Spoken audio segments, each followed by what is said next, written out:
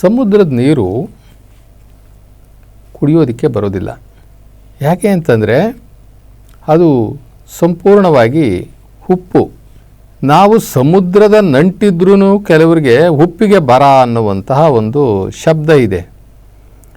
ಸಮುದ್ರದ ನಂಟು ಉಪ್ಪಿಗೆ ಬರ ಅನ್ನುವಂತಹ ಒಂದು ಅದ್ಭುತವಾದಂತಹ ಶಬ್ದ. ಎಲ್ಲರೂ ಕೂಡ ಇದನ್ನು ಹೇಳ್ತಾರೆ. ಸಮುದ್ರದ ನಂಟು ಉಪ್ಪಿಗೆ ಬರ, ಸಮುದ್ರದ ನೀರು ಕುಡಿಯೋಕ್ಕೆ ಬರಲ್ಲ. ಇದರಲ್ಲಿ ಬಹಳ ಅರ್ಥ ಇದೆ. ವೇದವೇ ಅಡಗಿದೆ ಇದರೊಳಗೆ. ಇದು ಎಂತಹ ಅರ್ಥ ಅಂತಂದರೆ ಇದು ಒಂದೊಂದು ಹಂತದಲ್ಲಿ ಒಂದೊಂದು ಅರ್ಥ ತಗೊಳುತ್ತೆ. ಸಾಮಾನ್ಯ ಜ್ಞಾನ ಇರೋವಂಥವ್ರಿಗೆ ಇದನ್ನು ಹೇಳಿದ್ರೆ ಅವರ ಸಾಮಾನ್ಯ ಜ್ಞಾನದಲ್ಲಿ ಅವರು ಇದರ ಅರ್ಥವನ್ನು ಹೇಳ್ತಾರೆ. ಇನ್ನು ಅಸಾಮಾನ್ಯ ಜ್ಞಾನ ಇರೋರಿಗೆ ಕೊಟ್ಟರೆ ಅವರು ಇನ್ನೂ ಅಸಾಮಾನ್ಯವಾಗಿ ಇದಕ್ಕೆ ಒತ್ತು ಕೊಟ್ಟು, ಆಧ್ಯಾತ್ಮಿಕದ ಒತ್ತು ಕೊಟ್ಟು, ಇದಕ್ಕೆ ಆಧ್ಯಾತ್ಮಿಕದ ಹಿನ್ನೆಲೆಯನ್ನು ಕೊಟ್ಟು, ಉದಾಹರಣೆಗಳನ್ನು ಕೊಟ್ಟು, ಜೀವನದಲ್ಲಿ ನಡೆದಿರ್ತಕ್ಕಂಥ ನಿಜ ಘಟನೆಗಳನ್ನು ಹೇಳುತ್ತಾ ಇದನ್ನು ವಿವರಿಸ್ತಾರೆ. ನೋಡಿ, ನಾವು ಈ ಸಮುದ್ರದ ನಂಟು ಉಪ್ಪಿಗೆ ಬರ ಅಂತಕ್ಕಂಥದ್ದು ಅಥವಾ ಸಮುದ್ರದ ನೀರು ಕುಡಿಲಿಕ್ಕೆ ಬರಲ್ಲ ಅನ್ನುವಂಥದ್ದು ವ್ಯಾಖ್ಯಾನ ಇದೆಯಲ್ಲ, ಬೇಕಾದಷ್ಟು ಜನ ಬದುಕಿದ್ದಾರೆ, ಬಾಳಿದ್ದಾರೆ. ಮಹಾತ್ಮರು, ಋಷಿಮುನಿಗಳು, ಸಾಧಕರು, ಸನ್ಯಾಸಿಗಳು ಇವರೆಲ್ಲರೂ ಕೂಡ ಬದುಕಿ ಬಾಳಿ ಭೂಮಿ ಮೇಲೆ ಹೋಗಿದ್ದಾರೆ. ಕೆಲವರು ಜನಕ್ಕೆ, ಸಮಾಜಕ್ಕೆ ಬೇಕಾಗಿ ಬದುಕಿ ಅವರ ಜೀವನವನ್ನೇ ತ್ಯಾಗ ಮಾಡಿ, ಅವರ ಜೀವನವನ್ನೇ ಗಂಧದ ಕೊರಡಿನಂತೆ ಸವೆದುಕೊಂಡು, ಮೇಣದ ಬತ್ತಿಯಂತೆ ಉರಿದುಕೊಂಡು ಬೇರೆಯವರಿಗೆ ಬೆಳಕನ್ನು ಕೊಟ್ಟಿದ್ದಾರೆ. ಇದು ಜೀವನ. ಅವರ ಸತ್ತ ನಂತರವೂ ಕೂಡ ಅವರ ಹೆಸರು ಇಲ್ಲಿ ಉಳ್ಕೊಂಡಿದೆ, ಅಮರವಾಗಿದೆ. ಅವರು ಸತ್ತಿದ್ರೂ ಕೂಡ ಅವರ ಹೆಸರು ಚಿರಸ್ಥಾಯಿಯಾಗಿದೆ. ಅವರು ಸತ್ತಿದ್ದಾರೆ, ಆದರೂ ಕೂಡ ಅವರ ಜನ್ಮದಿನಾಚರಣೆಯನ್ನು ಮಾಡ್ತೀವಿ. ಜನ್ಮದಿನಾಚರಣೆ ಯಾರಿಗೆ ಮಾಡೋದು ನಾವು? ಸತ್ತಿರೋರಿಗೆ. ಮತ್ತು ಸತ್ತಿರೋರಿಗೆ ಜನ್ಮದಿನಾಚರಣೆ ಮಾಡ್ತೀವಲ್ಲ, ಅವರು ಬದುಕಿದಾರ ಸತ್ತಿದಾರ? ಬದುಕಿದ್ದಾರೆ. ಅವರು ಭೌತಿಕವಾಗಿ ನಮ್ಮ ಮುಂದೆ ಇಲ್ಲದೆ ಇರ್ಬೋದು, ಶಾರೀರಿಕವಾಗಿ ನಮ್ಮ ಮುಂದೆ ಇಲ್ದಿರ್ಬೋದು, ಆದರೆ ಅವ್ರ ಜನ್ಮದಿನಾಚರಣೆ ಮಾಡ್ತೀವಿ ನಾವು. ಈಗ ನಾವು ಬಸವ ಜಯಂತಿ ಮಾಡ್ತೀವಿ, ಬಸವಣ್ಣನವರು ಇದ್ದಾರೆ ಅಂತಲೇ ಅರ್ಥ. ಗಾಂಧಿ ಜಯಂತಿ ಮಾಡ್ತೀವಿ, ಗಾಂಧೀಜಿಯವರು ಇದ್ದಾರೆ, ಶಾರೀರಿಕವಾಗಿ ಅಲ್ಲ, ಜೀವಂತವಾಗಿ ಆತ್ಮಸ್ವರೂಪಿಯಾಗಿ ಇದ್ದಾರೆ. ಇನ್ನು ಸಾಮಾನ್ಯ ಜನ ಸತ್ರ ಏನು ಮಾಡ್ತಾರೆ? ತಿಥಿ ಮಾಡ್ತಾರೆ, 3 ದಿನಕ್ಕೆ ಹಾಲು ತುಪ್ಪ ಬಿಟ್ಟು ಗೋವಿಂದ ಅಂದ್ಬಿಡ್ತಾರೆ. ಇನ್ನು ಕೆಲವರಿಗೆ ಅವರು ಚತುರ್ಥಿಗಳನ್ನು ಮಾಡ್ತಾರೆ. ಇನ್ನು ಕೆಲವರಿಗೆ ಅವರು ಒಂದು ಜ್ಞಾಪಕಾರ್ಥವಾಗಿ ಮಾಡ್ತಾರೆ. ಆದರೆ ಜನ್ಮದಿನಾಚರಣೆ ಎಲ್ರಿಗೂ ಮಾಡೋದಿಲ್ಲ. ಜನ್ಮದಿನಾಚರಣೆ ಯಾರಿಗೆ ಮಾಡ್ತಾರೆ ಅಂತಂದರೆ, ಅವರ ಆತ್ಮಗಳು ಅಮರವಾಗಿ ಇರುವಂತಹ ಕೆಲಸಗಳನ್ನು ಮಾಡಿ ಹೋಗಿದ್ರೆ ಅವರು ಯಾವತ್ತಿಗೂ ಅಮರರು, ಅವರಿಗೆ ಸಾವಿಲ್ಲ. ಒಂದು ತೆಂಗಿನ ಮರ ಬೆಳೀತಾ ಹೋಗ್ತದೆ. ಅದು ಈ ತನ್ನ ಮಾಲೀಕನಿಂದ, ಯಾರು ತೆಂಗಿನ ಮರವನ್ನು ಹಾಕಿದಾರಲ್ಲ ಆ ಮಾಲೀಕನಿಂದ ಒಂದು 4 ವರ್ಷನೋ 5 ವರ್ಷನೋ ಅವನ ಕಡೆಯಿಂದ ಪೋಷಣೆ ತಗೊಳುತ್ತೆ. ನಂತರ ತೆಂಗಿನ ಮರ ಈ 5 ವರ್ಷ ಇವರು ಪೋಷಣೆ ಮಾಡಿದ್ದನ್ನು ಇವರು 100 ವರ್ಷ ಬದುಕಿದ್ರೂ ಸಹ ಅವರನ್ನು ಅದು ಪೋಷಣೆ ಮಾಡ್ತದೆ. ಕುಡಿಲಿಕ್ಕೆ ಎಳನೀರು ಕೊಡ್ತದೆ, ಮನೆ ಕಟ್ಕೊಳ್ಳಿಕ್ಕೆ ಸೋಗೆನ ಕೊಡುತ್ತೆ, ಕಸ ಗುಡಿಸ್ಲಿಕ್ಕೆ ಪೊರಕೆ ಕಡ್ಡಿಯನ್ನು ಕೊಡುತ್ತೆ, ಅದರ ಕಾಂಡ ಮನೆ ಕಟ್ಟಲಿಕ್ಕೆ ಬರ್ತದೆ. ಎಳನೀರು ಅದ್ಭುತವಾದಂಥ ಪಂಚಾಮೃತಗಳಲ್ಲಿ ಒಂದಾದಂತಹ ಎಳನೀರು, ತೆಂಗಿನಕಾಯಿ, ಆ ತೆಂಗಿನಕಾಯಿ ಒಣಗಿದ್ರೆ ಕೊಬ್ಬರಿ, ಆ ಕೊಬ್ಬರಿಯಲ್ಲಿ ಎಣ್ಣೆ, ಕೊಬ್ಬರಿ ಎಣ್ಣೆ. ಎಷ್ಟು ಉಪಯುಕ್ತ ಅಲ್ವಾ, ಎಷ್ಟು ಉಪಯುಕ್ತ ಅಲ್ವಾ. ಅದಕ್ಕೆ ಏನು ಹೇಳ್ತೀವಿ ನಾವು? ಕಲ್ಪವೃಕ್ಷ ಅಂತ ಹೇಳ್ತೀವಿ. ಅದರ ಯಾವ ಒಂದು ಅಂಶವೂ ಕೂಡ ನಮಗದು ವ್ಯರ್ಥ ಆಗೋದಿಲ್ಲ. ತೆಂಗಿನಕಾಯಿ ಆ ಮೇಲ್ಗಡೆ ಕರಟ ಇರ್ತದಲ್ಲ, ಆ ಕರ್ಟನು ಕೆಲಸಕ್ಕೆ ಬರ್ತದೆ, ಆ ನಾರು ಇರ್ತದಲ್ಲ ಆ ನಾರು ಕೂಡ ಕೆಲಸಕ್ಕೆ ಬರ್ತದೆ. ಹಗ್ಗ ಮಾಡ್ತಾರೆ, ಅದರೊಳಗೆ ಹಗ್ಗ ಮಾಡ್ತಾರೆ. ಹೀಗೆ ಮನುಷ್ಯ ಬದುಕಿರುವಾಗ ಹೇಗೆ ಒಂದು ತೆಂಗಿನ ಮರ ಸಂಪೂರ್ಣವಾಗಿ ಆಶ್ರಯವಾಗಿ ಆ ಮರವನ್ನು ಸಾಕಿದಂತಹ ಆ ಮಾಲೀಕನಿಗೆ ಒಂದು ಆಶ್ರಯವಾಗಿ ನಿಲ್ಲುತ್ತಲ್ಲ, ಹಾಗೆ ಪ್ರತಿಯೊಬ್ಬನೂ ಕೂಡ ನನ್ನಿಂದ ಸಮಾಜಕ್ಕೆ ಏನಾದ್ರೂ ಸಹಾಯ ಆಗ್ತಾ ಇದೆಯಾ, ಆಗಿದೆಯಾ, ಆಗೋ ಥರ ನಾನು ನಡೀತಾ ಇದ್ದೀನ ಅನ್ನುವಂಥದ್ದು ಪ್ರತಿಯೊಬ್ಬರೂ ಕೂಡ ಲೆಕ್ಕಾಚಾರ ಹಾಕ್ಕೋಬೇಕು. ನಾವೆಷ್ಟು ಸ್ವಾರ್ಥಿಗಳಿದ್ದೀವಿ ಅಂತಂದರೆ, ನಾವು ಬದುಕ್ತೀವಿ, ನಾವು ಯಾರಿಗೋಸ್ಕರ ಬದುಕ್ತೀವಿ ಅಂತಂದರೆ ನಮ್ಮ ಮಕ್ಕಳಿಗೋಸ್ಕರ, ನಮ್ಮ ಹೆಂಡತಿಗೋಸ್ಕರ, ನಮ್ಮ ಕುಟುಂಬಕ್ಕೋಸ್ಕರ. ನಾವು ಆಸ್ತಿ ಮಾಡ್ತೀವಿ ಯಾರಿಗೋಸ್ಕರ? ನಮ್ಮ ಮಕ್ಕಳಿಗೆ, ನಮ್ಮ ಹೆಂಡತಿಗೆ, ನಮ್ಮ ಮುಂದಿನ ತಲೆಮಾರಿಗೆ, ನನ್ನ ಮೊಮ್ಮಕ್ಕಳಿಗೆ. ನಾವು ಕೀರ್ತಿ ಬಯಸ್ತೀವಿ, ಕೀರ್ತಿ ಮಾಡ್ತೀವಿ, ಅದರಿಂದ ಹೆಚ್ಚುಗಾರಿಕೆ ಮಾಡಿಕೊಳ್ಳಲಿಕ್ಕೆ, ಅದರಿಂದ ಇನ್ನೂ ಹೆಚ್ಚು ಸಂಪಾದನೆ ಮಾಡಲಿಕ್ಕೆ. ಇಷ್ಟೇ ನಮ್ಮ ಗುರಿಯಾಗಿದೆ. ನಾನು ಬದುಕಿರುವಾಗ ಈ ಸಮಾಜಕ್ಕೆ ನಾನು ಸತ್ತ ನಂತರವೂ ಏನಾದ್ರೂ ಉಪಯೋಗ ಆಗುವಂಥದ್ದನ್ನು ನಾನು ಮಾಡುವಂತಹ ಗುರಿ ಇಟ್ಕೊಂಡಿದ್ದೀನ ಅನ್ನುವಂಥದ್ದು ಜೀವನ. ಒಬ್ಬ ಕಾರ್ಮಿಕ ಇರ್ತಾನೆ, ಅಥವಾ ಒಬ್ಬ ಆಫೀಸರ್ ಇರ್ತಾನೆ, ಅಥವಾ ಒಂದು ಗೌರ್ಮೆಂಟ್ ಎಂಪ್ಲಾಯ್ ಇರ್ತಾನೆ ಅಂತ ಅಂದ್ಕೊಳ್ಳೋಣ. ಅವನಿಗೆ ಒಂದು 50,000 ರೂಪಾಯಿ ಸಂಬಳ ಬರ್ತದೆ. ಆ 50,000 ರೂಪಾಯಿ ಸಂಬಳ ಅವನಿಗೆ ಖರ್ಚು ಮಾಡಿದ್ರೆ 50,000 ಬೇಕು. ಖರ್ಚು ಮಾಡಿದ್ರೆ ಇವತ್ತು ಒಂದು ತಿಂಗಳಿಗೆ 50,000 ರೂಪಾಯಿ ಖರ್ಚು ಮಾಡೋರು ಯಾರಿದ್ದಾರೆ?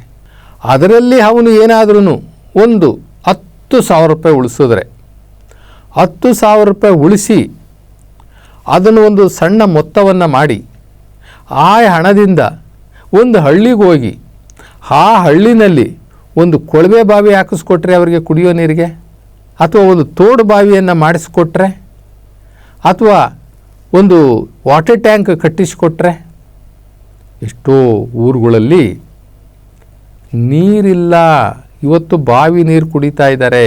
ಅಂದರೆ ತೆರೆದ ಓಪನ್ ವೆಲ್, ತೆರೆದ ಬಾವಿ ನೀರು, ಅದು ಅಪಾಯ. ನದಿ ನೀರುಗಳು ಕುಡಿತಾ ಇದ್ದಾರೆ, ಹೊಂಡದ ನೀರು ಕುಡಿತಾ ಇದ್ದಾರೆ. ನಾವು ಆ ರೀತಿಯ ಬದುಕನ್ನು ಬದುಕಬೇಕು. ನಮ್ಮ ಸುತ್ತಮುತ್ತನೇ ಇರ್ತಕ್ಕಂಥ ಎಷ್ಟೋ ಜನ ಕಷ್ಟದಲ್ಲಿರ್ತಾರೆ. ನಮ್ಮ ಸುತ್ತಮುತ್ತ ಏನೋ ಒಂದು ಅವಶ್ಯಕತೆ ಇರ್ತದೆ, ಅದು ಸಮಾಜಕ್ಕೆ ಸಂಪೂರ್ಣವಾಗಿ ಬೇಕಾಗಿರ್ತಕ್ಕಂಥದ್ದು. ಒಂದು ಗೌರ್ಮೆಂಟ್ ಶಾಲೆ ಇರ್ತದೆ, ಆ ಗೌರ್ಮೆಂಟ್ ಶಾಲೆ ಗೋಡೆಗಳೆಲ್ಲ ಕ್ರ್ಯಾಕ್ ಬಿಟ್ಟಿರ್ತವೆ, ಮೇಲೆ ಚಾವಣಿ ರಿಪೇರಿಗೆ ಬಂದಿರ್ತದೆ. ಅಲ್ಲಿ ಮಕ್ಕಳು, ಬಡ ಮಕ್ಕಳು ಅಲ್ಲಿ ಓದ್ತಾ ಇರ್ತಾರೆ.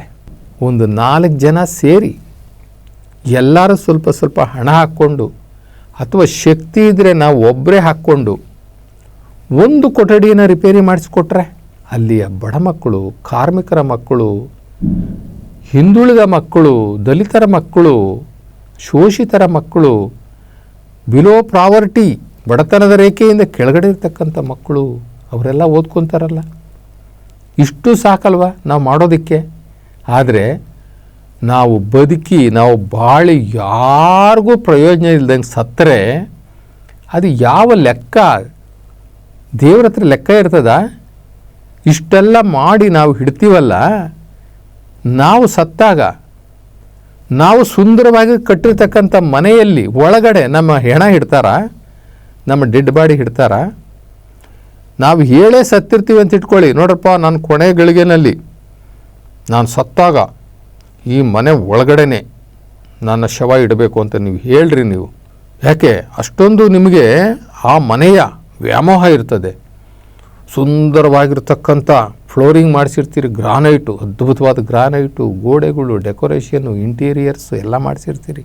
ನೀವು ಹೇಳೇ ಸಾಯಿರಿ ಬೇಕಾದರೆ, ನಾನು ಸತ್ತಾಗ ಇಲ್ಲಿ ಒಳಗಡೆ ಎಣ ಇಲ್ಲಿಟ್ಟಿರಬೇಕು ಅಂತ ಹೇಳ್ರಿ. ನೀವು ಸತ್ತಾಗ ಅವ್ರು ಖಂಡಿತ ಇಡೋದಿಲ್ಲ. ಅವ್ರು ಹೇಳ್ತಾರಪ್ಪ, ಅವ್ರು ಹೇಳ್ತಾರೆ ಅಂತ ಒಳಗಡೆ ಇಡೋಕ್ಕಾಗುತ್ತಾ? ಸೂತ್ಕ ಆಗುತ್ತೆ. ತಿರ್ಗಿ ಯಾರೋ 500 ಅವ್ರು ಯಾರೋ ಹೇಳೋರು, ಪಂಚಾಂಗದವ್ರು ಹೇಳಿದ್ರು ಅಂಥೇಳಿ ಮತ್ತೆ ಮನೆ ಬಿಡಬೇಕು ಅಂದರೆ ಏನು ಮಾಡ್ತೀರಾ ನೀವು? 1 ತಿಂಗಳು ಮನೆ ಬಿಡಬೇಕು ಅಂದ್ರಪ್ಪ ನಮ್ಮ ಪಂಚಾಂಗದವರು, ಅವಾಗ ಏನು ಮಾಡ್ತೀರಾ? ಅವ್ರಿಗೆ ಹೇಳ್ಕೊಳ್ಳಿ, ಸತ್ತು ಹೋದವ್ರು ಹೋದರು, ಇರೋರು ನಾವು ತಾನೇ, ಇರೋರು ನಾವು ಬಾಳಿ ಬದುಕೋರು ನಾವು ತಾನೇ, ಮುಂದೆ ನಮ್ಮ ಮಕ್ಕಳಿಗೆ ಒಳ್ಳೇದಾಗಬೇಕಲ್ವಾ? ಹೆಂಗಸರೇ ಶುರು ಮಾಡಿಬಿಡ್ತಾರೆ, ಸೊಸೆದರೇ ಶುರು ಮಾಡಿಬಿಡ್ತಾರೆ. ಎತ್ತರಿ ಫಸ್ಟ್ ಆಚೆ ಇಡ್ರಿ.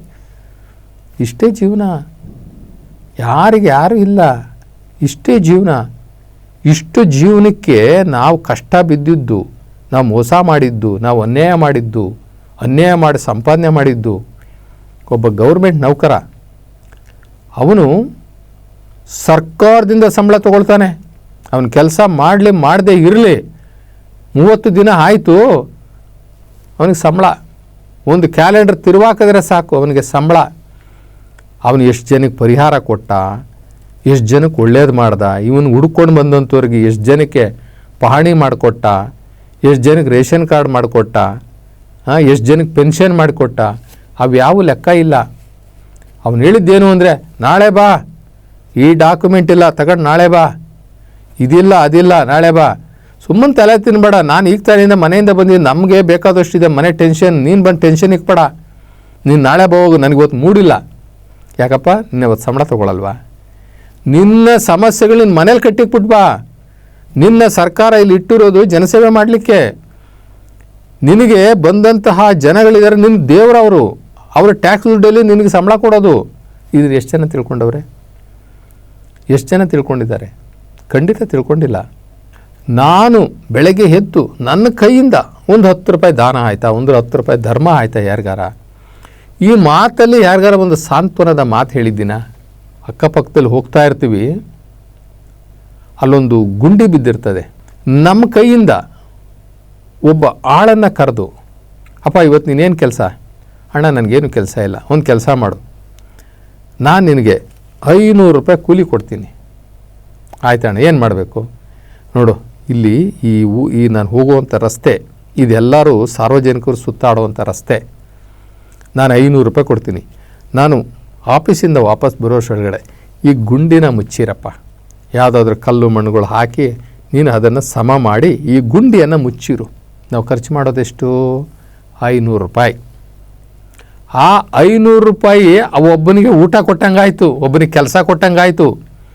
ಇವನಿಗೇನು 500 ರೂಪಾಯಿ ದೊಡ್ಡ ವಿಷಯ ಅಲ್ಲ. ಇವನು ಸಂಬಳನೂ ತಗೋತಾನೆ, ಗಿಂಬಳನೂ ತಗೊತಾನೆ. ಸಂಬಳ ಅವನ ಅಕೌಂಟ್ಗೆ ಹೋಗುತ್ತೆ, ಗಿಂಬಳದಲ್ಲಿ ಸಂಸಾರ ಸಾಕ್ತಾ ಇರ್ತಾನೆ. ಎರಡೂ ಈ 500 ರೂಪಾಯಿ ಲೆಕ್ಕಕ್ಕೆ ಇಲ್ಲ. ಈ ರೀತಿಯ ಗುಣ ಬಂದರೆ ನನ್ನಿಂದ ಸಮಾಜಕ್ಕೆ ಏನು, ನನ್ನಿಂದ ಸಮಾಜಕ್ಕೆ ಏನಾಯ್ತು ಇವತ್ತು? ಆ ಕೊಟ್ಟಂಥ 500 ರೂಪಾಯಿ ಅವತ್ತು ಹೋಗ್ತಾನೆ ಮನೆಗೆ, ಒಂದಷ್ಟು ರೇಷನ್ ತೊಗೊಂಡು ಹೋಗ್ತಾನೆ, 1 ಲೀಟ್ರ್ ಹಾಲು ತೊಗೊಂಡು ಹೋಗ್ತಾನೆ. ಆ ಗುಂಡಿ ಮುಚ್ಚಿತು. ಬೇಕಾದಷ್ಟು ಜನ ಆ ರಸ್ತೆನಲ್ಲಿ ಓಡಾಡ್ತಾ ಇರ್ತಾರೆ. ಯಾವ ಮಹಾತ್ಮನಪ್ಪ ಈ ಗುಂಡಿ ಮುಚ್ಚಿಸೋನು ನೋಡು. ನೆನ್ನೆ ಗುಂಡಿ ಒಳಗಡೆ ನಾನು ಬಿದ್ದುಬಿಡ್ತಿದ್ದೆ, ಮಳೆ ನೀರು ಮುಚ್ಕೊಂಡು ಬಿಟ್ಟಿತ್ತು, ಅಯ್ಯೋ ಅದರೊಳಗೆ ಕಾಲಿಕ್ಬಿಟ್ಟಿದ್ದೆ. ಯಾರೋ ಮಹಾತ್ಮ ಮುಚ್ಚವನಪ್ಪ.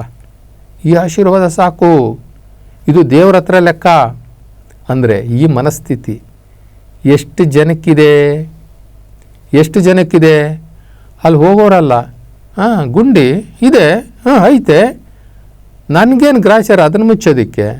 ಸರ್ಕಾರದವ್ರು ಮುಚ್ಚಲಿ, ಏನು ನಾನೊಬ್ಬನೇ ಬಿಟ್ಟು ಬಿದ್ದಿದ್ದೀನಿ ಅದನ್ನು ಮುಚ್ಚೋದಕ್ಕೆ? ನನಗೇನು ಮಾಡೋಕ್ಕೆ ಕೆಲಸ ಇಲ್ವಾ?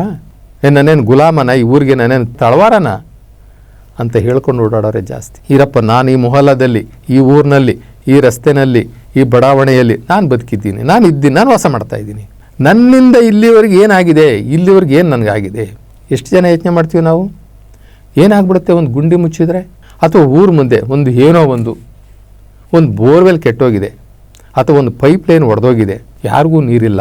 ಆ ಸರ್ಕಾರದವರು ಅಥವಾ ಇನ್ನೊಬ್ಬರು ಸ್ಥಳೀಯ ಗೌರ್ಮೆಂಟು ಪಂಚಾಯಿತಿಯವರು ಯಾರೂ ಬಂದಿಲ್ಲ.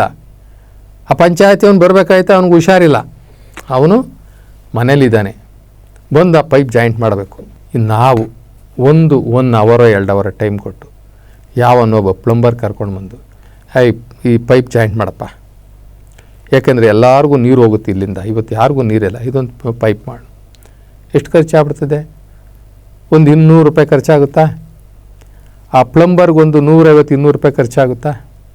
ಯಾಕೆ ಮಾಡಬಾರ್ದು ಇಂಥ ಕೆಲಸ? ನಾವು ಇಂಥ ಕೆಲಸ ಯಾಕೆ ಮಾಡಬಾರ್ದು? ಇದನ್ನು ಮಾಡಿಲ್ಲ ಅಂತ ಇಟ್ಕೊಳ್ಳಿ, ನಾವು ಇದ್ದೇನು ಪ್ರಯೋಜನ?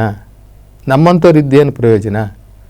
ಕೆಲವ್ರು ಹೇಳ್ತಾರೆ, ಅಯ್ಯೋ ನಮ್ಮೂರಲ್ಲಿ ಅವ್ನು ದೊಡ್ಡ ಶ್ರೀಮಂತನಪ್ಪ, ಎಷ್ಟಿದೆ ಗೊತ್ತಾ ಅವನ ಹತ್ರ, 3 ಜನ್ರೇಷನ್ ಕೂತ್ಕೊಂಡು ತಿನ್ಬೋದು. ಏನು ಮಾಡ್ತೀರಾ? ಸಮುದ್ರದಲ್ಲಿ ನೀರಿದ್ದಂಗೆ, ನಾಯಿ ಮೊಲೆನಲ್ಲಿ ಹಾಲಿದ್ದಂಗೆ. ಕುಡಿಯೋಕ್ಕೆ ಬರ್ತದಾ? ಸಮುದ್ರದ ನೀರು ಕುಡಿಯೋಕ್ಕೆ ಬರ್ತದಾ ಅಂತಾರೆ ಜನ. ಅವನು ಎಷ್ಟಿದ್ರೆ ಏನಪ್ಪ, ನಾಯಿ ಮೊಲೆಯಲ್ಲಿ ಹಾಲಿದ್ದಂಗೆ. ಅವನು ಎಷ್ಟು ಬದುಕಿದ್ರೆ ಏನಪ್ಪ, ನಾಯಿ ಮೊಲೆಯಲ್ಲಿ ಹಾಲು, ಸಮುದ್ರದ ನೀರು ಕುಡಿಯೋಕ್ಕೆ ಬರ್ತದ? ಬಿಡು ಅವನದೇನು ಮಾತಾಡ್ತೀಯ? ಎಲ್ಲರಿಗೆ ಬೆಲ್ಲವಾಗಿ ಬದುಕಬೇಕು. ಇರುವೆ ಯಾವುದನ್ನು ಹುಡ್ಕೊಂಡು ಹೋಗುತ್ತೆ? ಮೆಣಸಿನ್ಕಾಯಿ ಹುಡ್ಕೊಂಡು ಹೋಗುತ್ತಾ? ಇರುವೆ ಇಲ್ಲ, ಸಕ್ಕರೆ ಹುಡ್ಕೊಂಡು ಹೋಗುತ್ತೆ, ಬೆಲ್ಲ ಹುಡ್ಕೊಂಡು ಹೋಗುತ್ತೆ. ಹಾಗೆ ಸಾರ ಸಜ್ಜನರು ಎಲ್ಲಿರ್ತಾರೆ ಅಲ್ಲಿ ಜನಾಕರ್ಷಣೆ ಇರ್ತದೆ. 4 ಜನ ಹೊಗಳಬೇಕು, 4 ಜನ ನಮ್ಮ ಬಗ್ಗೆ ಒಳ್ಳೇದು ಮಾತಾಡಬೇಕು. ಪರೋಪಕಾರಂ ಇದಂ ಜೀವನಂ, ಇದೇ ಸಾರ್ಥಕ ಜೀವನ. ಏನು ಮನುಷ್ಯ ಪರೋಪಕಾರವನ್ನು ಮಾಡ್ತಾನೋ ಅದೇ ಸತ್ಯ, ಅದೇ ಜೀವನ. ನಮ್ಮ ಬಸವಣ್ಣರೊಂದು ವಚನದಲ್ಲಿ ಹೇಳ್ತಾರೆ, ಎರವಲ ಮರ ಹೂವು ಬಿಟ್ಟು ಫಲವಾದಳು ಏನಯ್ಯ. ಒಂದು ಎರವಲ ಮರ ಅಂತ ಇರ್ತದೆ. ಆ ಎಲವದ ಮರ ಅದು ಬಹಳ ಪೂರ್ತಿ ಕಾಯಿ ಬಿಟ್ಬಿಡ್ತದೆ. ಅದು ಆ ಹಣ್ಣನ್ನು ಯಾರೂ ತಿನ್ನಲ್ಲ. ಅದು ಒಂದು ವಿಷವಾಗಿರ್ತಕ್ಕಂಥ ಹಣ್ಣು. ಅಂತಹ ಮರ ಪೂರ್ತಿ ಮರದ ತುಂಬ ಹೂವು ಬಿಟ್ಟು ಈಚಾಗಿ ಅದು ಹಣ್ಣಾದರೆ ಫಲ ಏನಪ್ಪ? ಅದನ್ನು ಯಾರೂ ತಿನ್ನೋದಿಲ್ಲ. ಅದೇ ರೀತಿ ಸಿರಿಯಾದೊಡೇನು ಶಿವಭಕ್ತಿ ಇಲ್ಲದನಕ್ಕ. ಸಿರಿಯಾದೊಡೇನು ಅಂದರೆ ಅವನು ಎಷ್ಟು ಶ್ರೀಮಂತ ಆದರೆ ಏನಪ್ಪ, ಅವನಿಗೆ ಶಿವಭಕ್ತಿ ಇಲ್ಲ. ಯಾರಿಗೆ ಶಿವಭಕ್ತಿ ಇದೆಯೋ ಅವನಿಗೆ ಮಾತ್ರ ಕೊಟ್ಟು ತಿನ್ನುವಂತಹ ಬುದ್ಧಿ ಬರೋದು. ಅದಕ್ಕೆ ನಾವು ಹಿಂದೆ ಚರಿತ್ರೆಗಳಲ್ಲಿ ನಾವು ನೋಡಿರ್ತೀವಿ. ಒಬ್ಬೂರಲ್ಲಿ ಒಬ್ಬ ಭಕ್ತ ಇದ್ದಂತೆ. ಆ ಭಕ್ತ ಕಾಡಿಗೆ ಹೋಗ್ತಿದ್ದಂತೆ, ಅಲ್ಲಿಂದ ಮರಗಳನ್ನ ಕಡ್ಕೊಂಡು ಬರ್ತಿದ್ದಂತೆ. ಕಡ್ಕೊಂಡು ಬಂದು ಗಂಡ ಹೆಂಡತಿ ಇಬ್ಬರೂ ಆಹಾರ ತಯಾರಿಸೋರಂತೆ. ಅವರು ಆಹಾರವನ್ನು ಸೇವನೆ ಮಾಡೋದಕ್ಕೆ ಮುಂಚೆ ಯಾರಾದರೂ ಒಬ್ಬ ಜಂಗಮನನ್ನು, ದಾರಿ ಹೋಹಕನನ್ನು ಕರ್ಕೊಂಡು ಬಂದು ಅವನಿಗೆ ಮೊದಲು ತೃಪ್ತಿಪಡಿಸಿ ಆಮೇಲೆ ಇವ್ರು ತಿಂತಿದ್ರಂತೆ. ಇದು ನಾವು ಕಥೆಗಳು ಕೇಳಿದ್ದೀವಿ. ಇದು ಯಾರಿಗೆ ಬರ್ತದೆ? ಶಿವಭಕ್ತರಿಗೆ ಬರ್ತದೆ, ಬೇರೆ ಎಲ್ಲರಿಗೂ ಬರೋದಿಲ್ಲ. ಅದಕ್ಕೆ ಇಲ್ಲಿ ಬಸವಣ್ಣವ್ರು ಹೇಳ್ತಾರೆ, ಆ ಎಲವದ ಮರ ಫಲ ಬಿಟ್ಟರೆ ಏನಪ್ಪ? ಈ ಕೆಲವ್ರ ಹತ್ರ ಸಿರಿ ಇದ್ದೋಡೇನು, ಸಂಪತ್ತಿದ್ದೋಡೇನು? ಶಿವಭಕ್ತಿ ಇಲ್ಲದನಕ್ಕ. ಶಿವಭಕ್ತಿ ಇದ್ದರೆ ಮಾತ್ರನೇ ಕೊಟ್ಟು ತಿನ್ನುವಂತಹ ಬುದ್ಧಿ ಬರೋದು, ಆ ದಾಸೋಹ ಮನೋಭಾವ ಬರೋದು. ಯಾರಿಗೆ ಅಂತಂದರೆ, ಯಾರಿಗೆ ಶಿವಭಕ್ತಿ ಇರ್ತದೋ ಅವನು ತಿನ್ನೋದಕ್ಕೆ ಮುಂಚೆ ಯೋಚನೆ ಮಾಡ್ತಾನೆ, ಇರಪ್ಪ ನಾನು ತಿಂತಾ ಇದ್ದೀನಿ, ನನ್ನ ಅಕ್ಕಪಕ್ಕದಲ್ಲಿ ಯಾರು ಉಪವಾಸ ಇರ್ಬೋದಾ? ಮೊದಲು ಒಂದು ಊರಿನಲ್ಲಿ ಈ ಗೌಡ್ರು ಪಟೇಲರು ಅಂತ ಇರೋರು, ಅವರು ರಾತ್ರಿ ಹೊತ್ತು ಊಟಕ್ಕೆ ಕೂತ್ಕೊಂಡಾಗ ಅವ್ರು ಕೇಳೋರಂತೆ, ಏನೋ ಆ ದೇವಸ್ಥಾನ ಹತ್ರ ಊರ ಮುಂದೆ ಎಲ್ಲರೂ ಊರುಗಳ ಮುಂದೆ ಒಂದು ದೇವಸ್ಥಾನ ಇರ್ತದೆ ಅಥವಾ ಒಂದು ಅಶ್ವತ್ಥ ಕಟ್ಟೆ ಇರ್ತಿತ್ತು. ಅವಾಗ ಅವನು ಗೌಡ ಪಟೇಲ ಕೇಳೋನಂತೆ, ಅವನು ಒಳ್ಳೆಯವನಾಗಿದ್ದರೆ, ನೋಡ ಯಾರಾದರೂ ಅಪರಿಚಿತ ವ್ಯಕ್ತಿಗಳು, ದಾರಿ ಹೋಕರು ಯಾರಾದ್ರೂ ಅಲ್ಲಿ ಬಂದು ಮಲಗಿದಾರಾ?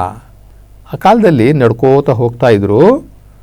ರಾತ್ರಿ ಹೊತ್ತು ಏನಾದರೂ ಅಲ್ಲಿ ಕತ್ಲಾಯಿತು ಅಂದರೆ ಊರು ಮುಂದೆ ಜಗ್ಲಿನಲ್ಲೋ, ಊರು ಮುಂದೆ ದೇವಸ್ಥಾನದಲ್ಲೋ ಅಥವಾ ಅಶ್ವತ್ಥ ಕಟ್ಟೆ ಮೇಲೆ ಬಂದು ಮಲಗಿಬಿಡೋರು.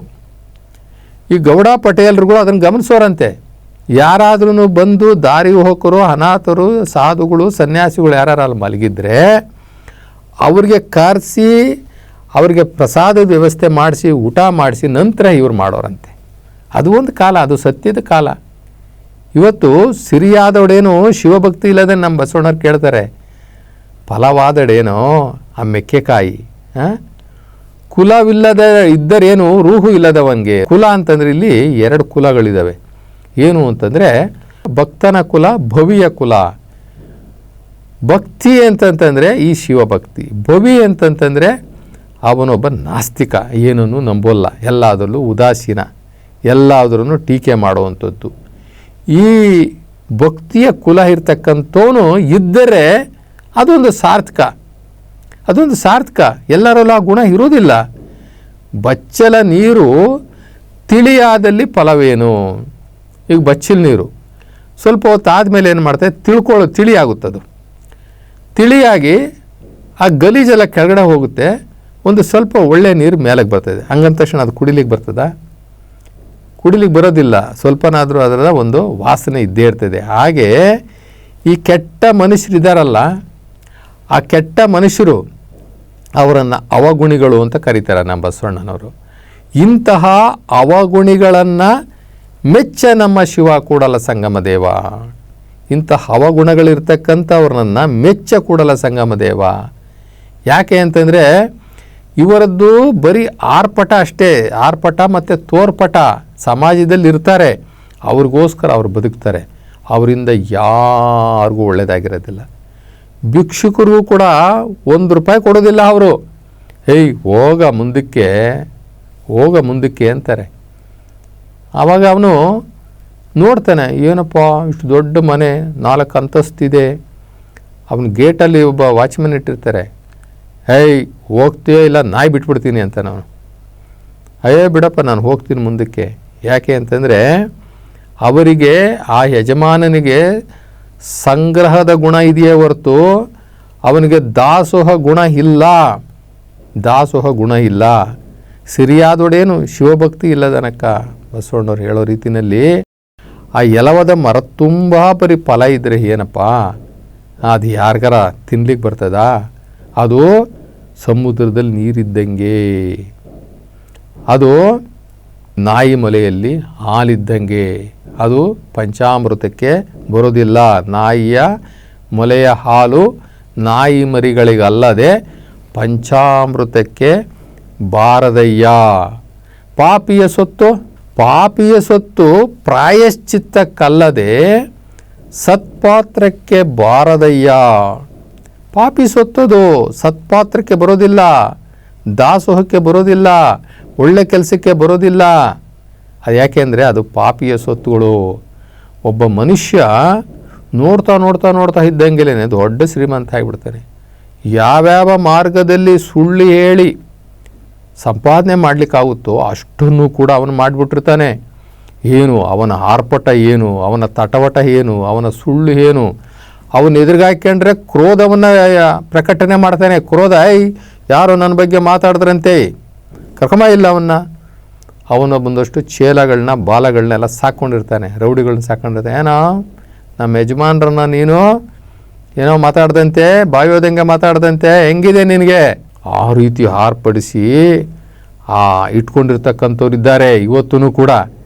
ಇನ್ನು ಇಂಥವರಿಗೆ ಈ ಭವರೋಗ ಅನ್ನುವಂತಹ ತಿಮಿರ ಹೋಗಿಲ್ಲ. ಭವರೋಗ ಅಂದರೆ ಏನು? ಈ ಬದುಕೇ ನಿಜ, ನಾವು ಶಾಶ್ವತ, ನಾವು ನೋಡುತ್ತಿರುವಂತಹ ಈ ಏನು ಸಂಪತ್ತಿದೆಯಲ್ಲ ಇದು ಶಾಶ್ವತ, ನಮ್ಮ ಬದುಕು ಶಾಶ್ವತ. ನಮ್ಮಲ್ಲಿರ್ತಕ್ಕಂಥ ಸಂಬಂಧಗಳು, ಮನೆ, ಮಕ್ಕಳು, ಸೊಸೆದಿರು, ಮೊಮ್ಮಕ್ಕಳು, ಏನಪ್ಪ ನಮ್ಮದು ತುಂಬಿದ ಕುಟುಂಬ ಅಪ್ಪ ಅಂತ ಹೇಳ್ಕೊಳ್ತಾರೆ. ನೋಡ್ತಾ ಛಿದ್ರ ಆಗ್ತಾವೆಲ್ಲ. ದೇವರು ಒಂದು ಟೈಮಲ್ಲಿ ಕೊಡ್ತಾನೆ, ಇನ್ನೊಂದು ಟೈಮಲ್ಲಿ ಕಿತ್ಕೋತಾನೆ. ಒಂದು ಕೈಯಲ್ಲಿ ಕೊಡ್ತಾನೆ, ಇನ್ನೊಂದು ಕೈಯಲ್ಲಿ ಕಿತ್ಕೋತಾನೆ. ಯಾರಿಗೂ ಯಾವುದನ್ನು ಶಾಶ್ವತ ಕೊಡಲ್ಲ. ಇವತ್ತಿದ್ದಂತಹ ಪರಿಸ್ಥಿತಿ, ಇವತ್ತಿದ್ದಂತಹ ಸುಖ, ಇವತ್ತಿರ್ತಕ್ಕಂಥ ವಾತಾವರಣ ನಮ್ಮ ಕುಟುಂಬಗಳಲ್ಲಿ ನಾಳೆ ಇರೋಲ್ಲ. ನಾಳೆ ಇದ್ದಿದ್ದು ನಾಡ್ದಿರೋದಿಲ್ಲ. ಯಾಕೆಂದ್ರೆ ಪ್ರಕೃತಿ ನಿಯಮ.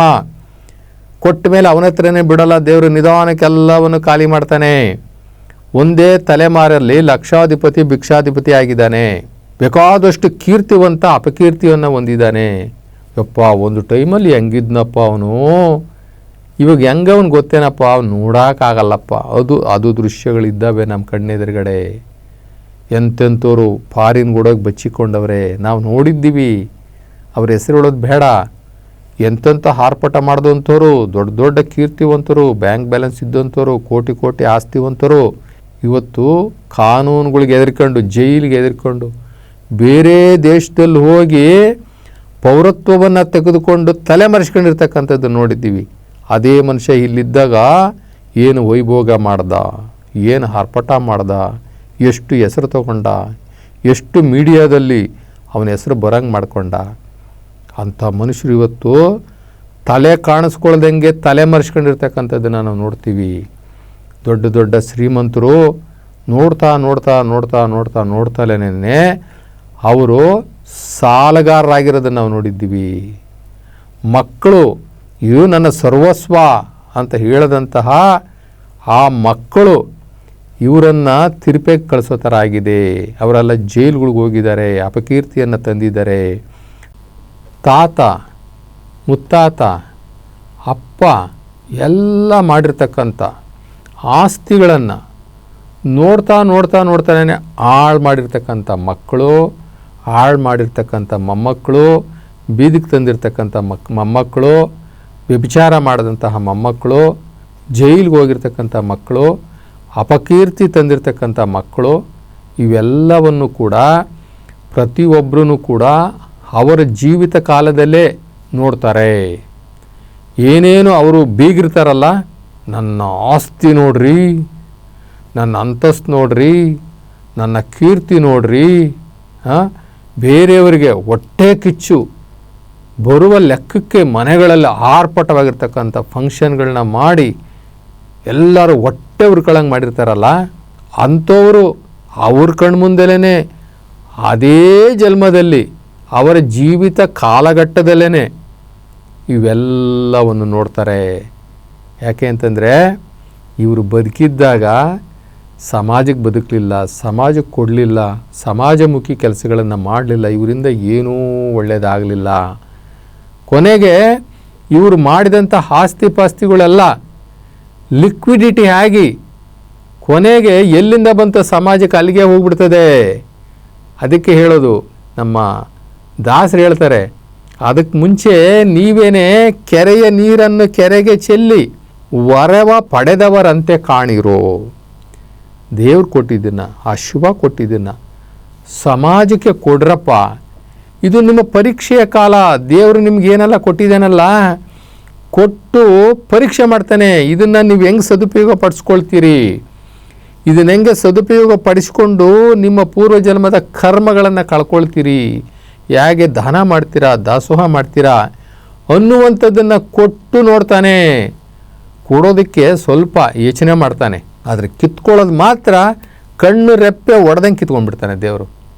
ಆದ್ದರಿಂದ ನಮಗೆ ಬಂದಂತಹ ಯಾವುದೇ ಕೀರ್ತಿ ಇರ್ಬೋದು, ಧನ ಇರ್ಬೋದು, ದಾಸೋಹ ಇರ್ಬೋದು, ಸಂಪತ್ತಿರ್ಬೋದು, ಸಿರಿ ಇರ್ಬೋದು, ಇವೆಲ್ಲವನ್ನು ಕೂಡ ದೇವರು ನನಗೆ ಪರೀಕ್ಷೆ ಮಾಡಕ್ಕೆ ಕೊಟ್ಟಿದ್ದಾನೆ. ಇದರಿಂದ ನಾನು ದಾಸೋಹ ಮಾಡಬೇಕು, ದಾನ ಮಾಡಬೇಕು, ಜನಗಳಿಗೆ, ನಿರ್ಗತಿಕರಿಗೆ, ಸಮಾಜದಲ್ಲಿರ್ತಕ್ಕಂಥವ್ರಿಗೆ ನಾವು ಇದನ್ನು ಕೊಟ್ಟು ಸಮಾಜ ಸುಧಾರಣೆ, ಸಮಾಜ ಸೇವೆ, ಜಂಗಮ ಸೇವೆ, ಶಿವಸೇವೆ ಇವೆಲ್ಲವನ್ನು ಮಾಡಬೇಕು ಅನ್ನುವಂಥದ್ದನ್ನು ಯಾರು ಎಚ್ಚೆತ್ಕೊಳ್ತಾರೆ, ಯಾರು ತಿಳ್ಕೊಳ್ತಾರೋ ಅವರು ಅಮರರಾಗಿರ್ತಾರೆ. ಅವ್ರ ಸತ್ತ ಮೇಲೂ ಕೂಡ ಸಮಾಜ ಅವ್ರ ಹೆಸರು ಹೇಳ್ತದೆ, ಅವರ ಜನ್ಮ ದಿನಾಚರಣೆಯೂ ಮಾಡ್ತದೆ. ಅದರಿಂದ ನಾವು ನಾಯಿ ಮೊಲೆಯಲ್ಲಿ ಹಾಲಿದ್ದಂಗೆ ಇರಬಾರ್ದು, ಸಮುದ್ರದ ನೀರು ಕುಡಿಯೋಕ್ಕೆ ಬರ್ದಂಗೆ ಇರಬಾರ್ದು. ಎಲ್ಲರಿಗೂ ನಾವು ಬೆಲ್ಲವಾಗಿರಬೇಕು, ಎಲ್ಲರಿಗೂ ನಾವು ಸಕ್ಕರೆಯಾಗಿರಬೇಕು. ನಾವು ಸತ್ತ ಮೇಲೆ ನಮ್ಮ ಹೆಸರನ್ನು ಹೇಳಬೇಕು, ಹಾಗೆ ನಾವು ಬದುಕಬೇಕು.